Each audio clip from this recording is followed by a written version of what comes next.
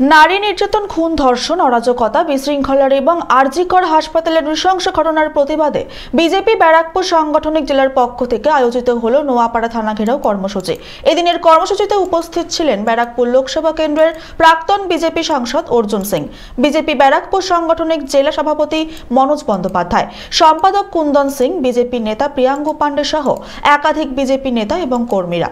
কর্মসূচি শেষে এদিন সংবাদ মাধ্যমের মুখোমুখি হয়ে ব্যারাকপুরের প্রাক্তন সাংসদ অর্জুন সিং রাজ্যের মুখ্যমন্ত্রী মমতা বন্দ্যোপাধ্যায়কে কটাক্ষ করে বলেন, নিজের আত্মীয়কে বাঁচানোর জন্য মুখ্যমন্ত্রী পথে নেমেছেন, নিজেদের বিচারের জন্য নয়।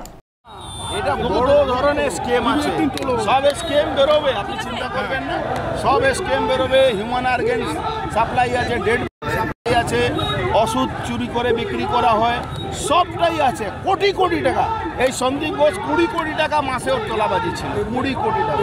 লিডাররা বলছে যে রাস্তায় দিদি নেমেছে, সিবিআই সত্যি কাজ করছে।